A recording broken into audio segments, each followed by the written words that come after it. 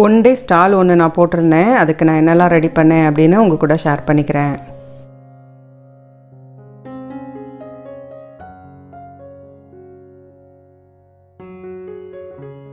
Stall வந்து ஒரு Sunday தான் இருந்துச்சு. அதனால் நான் ஃப்ரைடேலேருந்து எல்லாமே செய்ய ஆரம்பிச்சிட்டேன்.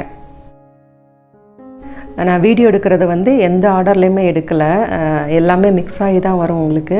அது மாதிரி இதில் நான் எந்த ரெசிபீஸுமே ஆட் பண்ணலை. இதில் நான் செஞ்சுருக்க எல்லாமே உங்களுக்கு ஏற்கனவே வீடியோஸாக போஸ்ட் பண்ணியிருக்கேன். அதனால் கரெக்டாக இதில் எந்த ரெசிபியுமே நான் கொடுக்கல.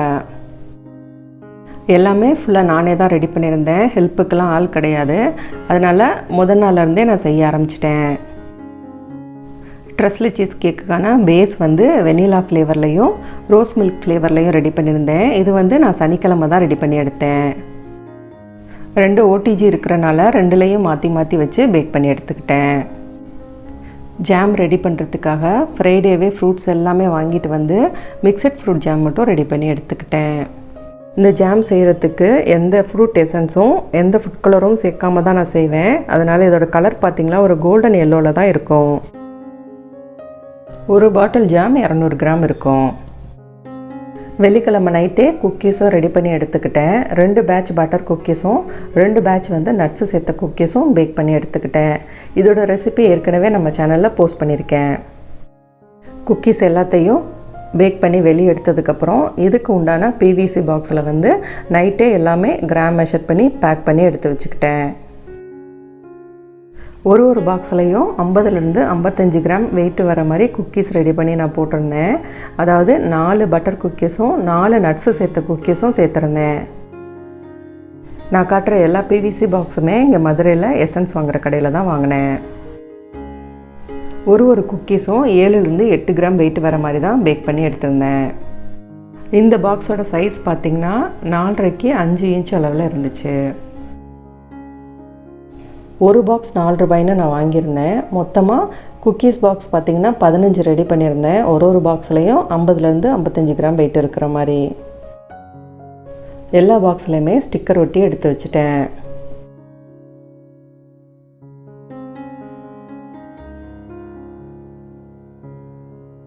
சனிக்கிழமை காலையில் தான் நான் ப்ரௌனி பேக் பண்ணி எடுத்தேன். இந்த ட்ரே ஏற்கனவே சைஸ் எல்லாம் உங்களுக்கு சொல்லியிருக்கேன்.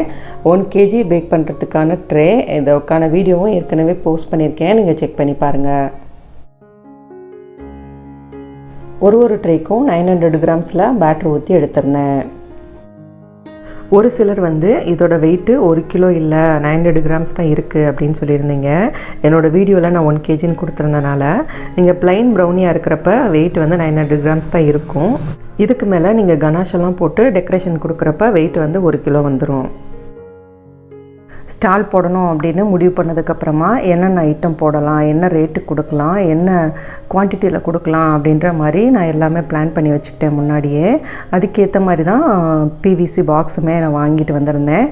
ஏன்னா இந்த மாதிரி ஸ்டால் போடுறப்ப நம்ம மினிமமாக கொடுத்தா தான் எல்லாராலையும் ஈஸியாக வாங்க முடியும். அதாவது ஒரு 50 கிராம் 100 கிராம் அந்த மாதிரி தான் எப்போவுமே பிளான் பண்ணணும்.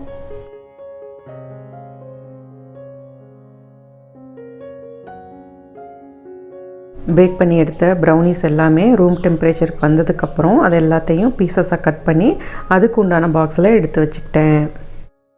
ப்ரௌனிலேயே சின்ன பீசஸாக கட் பண்ணி புதுசாக ஒன்று நான் ட்ரை பண்ணி பார்த்துருந்தேன். அதுக்கு வந்து ப்ரௌனி ஷார்ட்ஸ் அப்படின்ற மாதிரி நான் ரெடி பண்ணி எடுத்திருந்தேன்.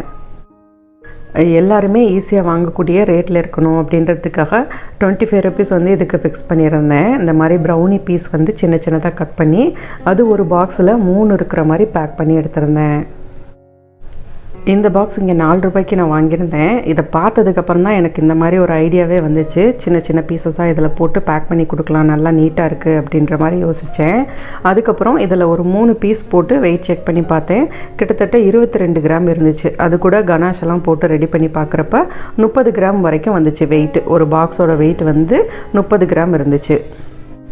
இந்த கனாஷ் பார்த்திங்கன்னா 100 கிராம் டார்க் காம்பவுண்டும் 100 கிராம் க்ரீமும் சேர்த்து ரெடி பண்ணியிருந்தேன். ஒரு பாக்ஸில் மட்டும் கனாஷ் ஊற்றி அதை ட்ரை பண்ணி பார்த்தேன்.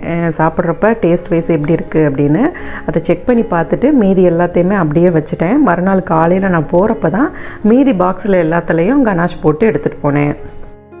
இது கூடயே கொஞ்சம் டீ கேக்ஸும் நான் பேக் பண்ணி எடுத்துகிட்டு போயிருந்தேன். இப்போ ரோஸ் மில்க் ஃப்ளேவரில் நம்ம ட்ரெஸ்லி சீஸ் கேக் ரெடி பண்ணுறதுக்காக உண்டான மில்க்கை ரெடி பண்ணிக்கலாம். இதுக்கு ஃபுல் ஃபேட் மில்க் தான் நான் வாங்கியிருந்தேன். அது கூட பவுடர் சுகரையும் சேர்த்து நல்லா மிக்ஸ் பண்ணிக்கிட்டேன்.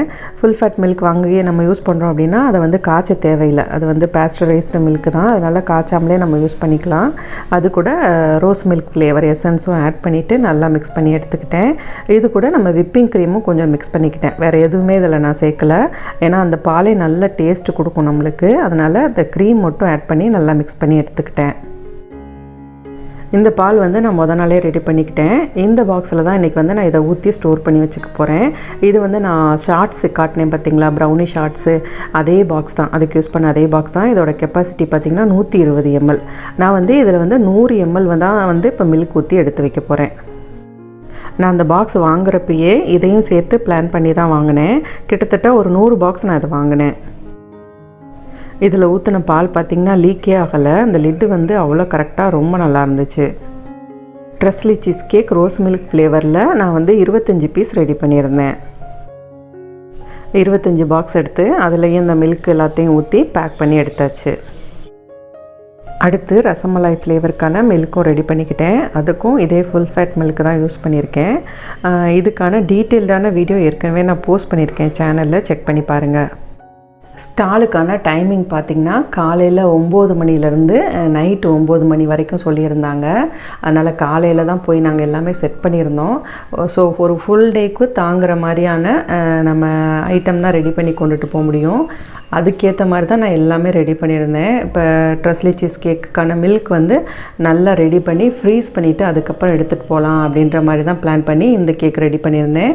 மீதி எல்லாமே நம்ம ரூம் டெம்பரேச்சரில் ஸ்டோர் பண்ணுற மாதிரி ஐட்டங்கள் தான். இது ஒன்று தான் எனக்கு வந்து ஃப்ரிட்ஜ் வேணும் அப்படின்ற மாதிரி இருந்துச்சு. ஆனால் அங்கே ஃப்ரிட்ஜ் ஆப்ஷன்லாம் கிடையாது.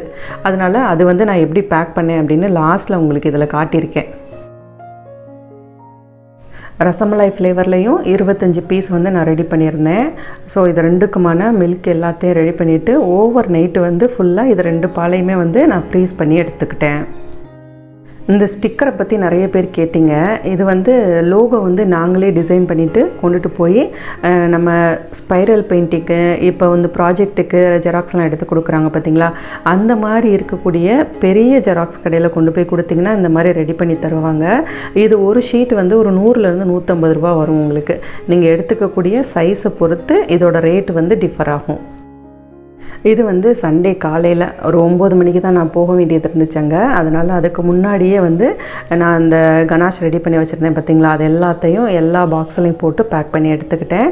அது மாதிரி டீ கேக்ஸுமே வந்து கட் பண்ணி ஒரு பாக்ஸில் பேக் பண்ணி எடுத்துக்கிட்டேன். டீ கேக்கில் வந்து 2 வெரைட்டியாக பண்ணியிருந்தேன். ப்ளைன் டீ கேக்கும் மார்பிள் டீ கேக்கும் பண்ணி எடுத்துருந்தேன். ஒரு பாக்ஸ்லையும் 90லேருந்து 100 கிராமுக்குள்ளே வெயிட் வர மாதிரி கேக்ஸ் வந்து பேக் பண்ணி எடுத்திருந்தேன். இது ஒரு பாக்ஸ் வந்து 50 ருபீஸ்க்கு நான் வந்து ரேட் ஃபிக்ஸ் பண்ணியிருந்தேன். இந்த டீ கேக்ஸ் எல்லாமே நான் கேக் ஜெல் யூஸ் பண்ணி தான் செஞ்சுருந்தேன். ட்ரெஸ்லி சீஸ் கேக் எல்லாத்தையுமே பாக்ஸில் போட்டு பேக் பண்ணி எடுத்துக்கிட்டேன். இதில் எதுலேயுமே நான் க்ரீம் போடலை, ப்ளைன் கேக்ஸாக தான் வந்து பேக் பண்ணி எடுத்திருந்தேன். ஏன்னா க்ரீம் போட்டு நான் எடுத்தேன் அப்படின்னா ரூம் டெம்பரேச்சரில் வைக்கிறப்ப உருக ஆரம்பிச்சிரும். இது எல்லா கேக்ஸையுமே வைக்கிறதுக்கு அங்கே ஃப்ரிட்ஜு கிடையாது. அதனால் ஒன்று ஒன்றா மூவ் ஆக அதுக்கப்புறமா நம்ம க்ரீம் போட்டுக்கலாம் அப்படின்ற மாதிரி பிளான் பண்ணி ப்ளைனாகவே பேக் பண்ணி எடுத்துக்கிட்டேன். பாக்ஸோட வெயிட் கழிச்சதுக்கப்புறம் கேக்கோட வெயிட் 45 கிராம் இருந்துச்சு.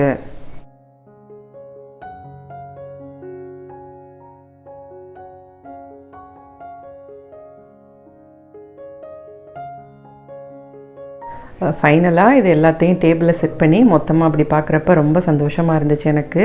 ஆனால் கொஞ்சம் வேலை ரொம்ப ஜாஸ்தியாக தான் இருந்துச்சு. ஹெல்ப்புக்கு யாராவது இருந்தாங்க அப்படின்னா கண்டிப்பாக நல்லாயிருக்கும். ஒரு வேளை நீங்கள் ஏதாவது ஸ்டால் போடணும்னு பிளான் பண்ணுறீங்க அப்படின்னா ஹெல்ப்புக்கு யாராவது வச்சுக்கோங்க. ப்ரௌனியுமே இந்த மாதிரி சிங்கிள் பீஸாக பேக் பண்ணி எடுத்துக்கிட்டேன். ட்ரெஸ்லி சீஸ் கேக்குக்கான அந்த மில்க்கும் அந்த க்ரீமும் நான் எப்படி பேக் பண்ணி கொண்டுட்டு போனேன் அப்படின்னு காட்டுறேன். இந்த மாதிரி தெர்மோகோல் பாக்ஸ் நீங்கள் பார்த்துருப்பீங்க நிறையா, நம்ம பூவெல்லாம் பேக் பண்ணி கொண்டுட்டு வருவாங்க தெரியுமா, அந்த மாதிரி பாக்ஸ் எடுத்துக்கிட்டேன். அதில் வந்து நான் ஃப்ரீசரில் இருந்த ஐஸ் க்யூப் ட்ரேவில் இருக்க ஐஸ் க்யூப்ஸ் எல்லாத்தையும் போட்டுக்கிட்டேன் ஒரு பாக்ஸில். அந்த பாக்ஸில் வந்து என்ன பண்ணேன்னா க்ரீம், நம்ம விப்பிங் க்ரீம் வந்து எந்த ஃப்ளேவரும் ஆட் பண்ணாமல் ப்ளெயினாக வெனிலா ஃப்ளேவர்லேயே, அதாவது ரோஸ் மில்க் ரசமலாய் ரெண்டுக்குமே காமனாக போடுற மாதிரி வெனிலா ஃப்ளேவர்லேயே ரெடி பண்ணிக்கிட்டேன். இல்லைனா ஏன்னா பொதுவாக நம்ம வந்து ரசமலாய் ஃப்ளேவருக்கு எசன்ஸும் ஃபுட் கலரும் ஆட் பண்ணுவோம். ரோஸ் மில்க்குக்கு வந்து ப்ளைனாக போடுவோம் தெரியுமா, ஒயிட்டாக. அது மாதிரி இல்லாமல் ரெண்டுக்கும் காமனாக யூஸ் பண்ணுற மாதிரி வெனிலா ஃப்ளேவர்லேயே க்ரீம் பீட் பண்ணி அதை வந்து இந்த பாக்ஸில் வந்து பேக் பண்ணி எடுத்துக்கிட்டேன். இந்த பெரிய பாக்ஸுக்கு நம்ம பேக்கிங்க்கு யூஸ் பண்ணுவோம்ல 6 இன்ச் டின்னு, அதில் வந்து தண்ணி ஊற்றி நைட்டு ஃபுல்லாக ஃப்ரீசரில் வச்சுருந்தேன். அது நல்லா ஐஸ் கட்டியாக இருந்துச்சு. அது வந்து ஒரு 2-3 ட்ரேயில் போட்டிருந்தேன். அதையும் எடுத்து கீழே ஒரு லேயர் போட்டுட்டு அதுக்கு மேலே ஒரு பிளாஸ்டிக் கவர் வச்சு கவர் பண்ணிட்டேன். இப்போ இதுக்கு மேலே நான் ஏற்கனவே ஃப்ரீஸ் பண்ணி வச்சுருக்கேன் தெரியுமா, மில்க்கு, ரசமலாய், ரோஸ் மில்க் 2 ஃப்ளேவரும், அதை எல்லாத்தையும் எடுத்துகிட்டு வந்து அசம்பிள் பண்ணி பேக் பண்ணி எடுத்துக்கிட்டேன். இதே ஃபார்முலாலேயே நீங்கள் வந்து விப்பிங் க்ரீம்லாம் பேக் பண்ணி கொண்டுட்டு வரலாம். உங்கள் ஊரில் கிடைக்கல, ஒரு 4 ஹவர்ஸ் ட்ராவல் பண்ணி போய் வாங்கிட்டு வர மாதிரி இருக்குது அப்படின்னா தாராளமாக நீங்கள் வந்து இந்த மாதிரி ஒரு தெர்மோகோல் பாக்ஸ் வாங்கிட்டு அதில் கொஞ்சம் ஐஸ் க்யூப்ஸ் போட்டு கொண்டுட்டு போய் நீங்கள் க்ரீமை இதுக்குள்ளே வச்சு பேக் பண்ணி வீட்டுக்கு கொண்டுட்டு வரலாம். ஒன்றுமே ஆகாது உங்களுக்கு. ஒரு 9 மணிக்கெலாம் வந்து நான் அந்த மஹாலுக்கு போயிட்டேன். அங்கே போய் நான் எல்லாத்தையும் கொண்டுட்டு வந்த எல்லாத்தையும் அசம்பிள் பண்ணி செட் பண்ணிக்கிட்டேன். முதல்ல வந்து பார்த்திங்கன்னா நம்ம ட்ரெஸ்லி சீஸ் கேக் வந்து ப்ளைனாக தானே கொண்டுட்டு போயிருந்தேன். ஒரு பைப்பிங் பேக்கும் ஒரு நாசிலும் கொண்டுட்டு போயிருந்தேன். அங்கே போனோன்னா முதல்ல இது 2க்குமான க்ரீமும் வச்சுட்டு அதுக்கு மேலே ரோஸ் பெட்டல்ஸும் நட்ஸ் எல்லாம் போட்டு அதை அசம்பிள் பண்ணி எடுத்து வச்சுட்டேன். இங்கே பார்த்திங்கன்னா நான் போட்டிருந்த ஐட்டமே ஒரு 3-4 பேர்கிட்ட ஸ்டால் போட்டிருந்தாங்க.